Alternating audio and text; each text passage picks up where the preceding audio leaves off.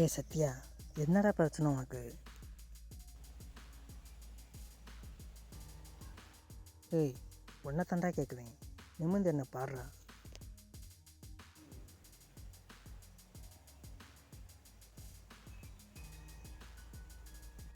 சத்யா, என்ன தாண்டா பிரச்சனை உனக்கு?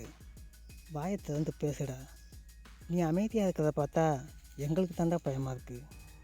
எதுவாக இருந்தாலும் மனசை போட்டு குழப்பிக்காத, வாயை திறந்து பேசு, அதுதான் உனக்கு நல்லது. என்னடா திமுதா? என்ன சொன்னேன் உன்கிட்ட? அப்படி பார்க்குற, எல்லா வேலையும் விட்டுவிட்டு உனக்காக பேச வந்தேன் பாரு. என் புத்தியை செருப்பாலே அடிக்கணும்டா. எனக்காக தானே வந்த? அங்கே கிடக்கு பாரு செருப்பு, எடுத்து அடிச்சுக்க.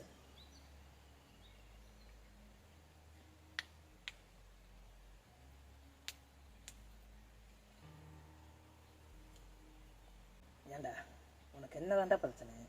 ஒரு மனுஷனை நிம்மதியாகவே கூட மாட்டேங்கிறாடா. நம்மளும் நல்லா இருக்கக்கூடாது, மற்றவங்களும் நல்லா இருக்கக்கூடாது, அதானே உங்கள் எண்ணம்? உனக்காக செருப்பால் அடிச்சுக்க சொன்னப்பாது, அதை கூட நான் ஏற்றுக்குவேன். ஆனால் உன்னோட வாழ்க்கையை நான் தான் கெடுக்குறேன்னு சொன்ன பார்த்தியா? இதுக்கு மேலே உன்கிட்ட பேசினா எனக்கு மரியாதையே இல்லை. என்னோட மரியாதையை நான் தானே காப்பாற்றிக்கணும்.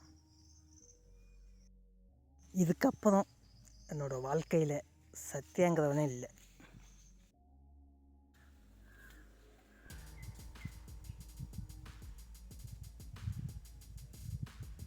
நான் போனால் என்ன? சத்யா, உனக்கு நீ மட்டும்தான். உனக்கு யாருமே தேவையில்லை. தனியாகவே வாழ்ந்தாலும் தப்பே இல்லை. என்னோட பேர் சத்யா. எனக்கு நண்பர்கள்னு யாருமே இல்லை. நான் நண்பர்களாக நினச்சவங்க எல்லாருமே என்னை நண்பர்களாக நினைக்கல. என்னோடய வீக்னஸ் பயம். இதுக்கு ஈக்குவலாக கோபம் அதிகமாகவே வரும்.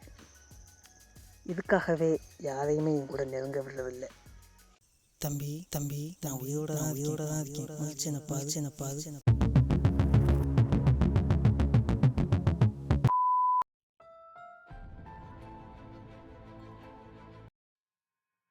ஹலோ, வணக்கம் சத்யா. இப்போ தான் உன்னோட வரலாறை எடுத்து பார்த்தேன். நீ பயங்கரமான பெரிய வில்லனாமே. நீ எவ்வளோ பெரிய வில்லனாக கூட இருந்துக்கோ, ஆனால் உனக்கு வில்லன் நான் தான். நான் உன்னை தேடி வர மாட்டேன், நீயா என்னை தேடி வர வைப்பேன். ஸோ ஸ்வீட் செல்லக்குட்டி. எனக்காக இவ்வளோ பெரிய டைலாக்கை யாருமே பேசினதில்லை.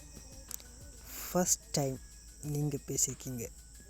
நீங்கள் ஆசைப்பட்ட மாதிரி நானே உங்களை தேடி வர்றேன். நானே உங்களை தேடி வர்றது தான் நான் உங்களுக்கு தர்ற ரெஸ்பெக்டு. ஐ ஆம் கம்மிங் ஃபார் யூ. ஒரு சம்பவம், ஒரே ஒரு சம்பவம், அந்த சம்பவத்தால் ஒருத்தவனோட வாழ்க்கையே மாறிடுச்சு. அப்பேற்பட்ட சிறப்பான தரமான சம்பவத்தை இனிமேல் தான் நீங்களும் பார்க்க போகிறீங்க.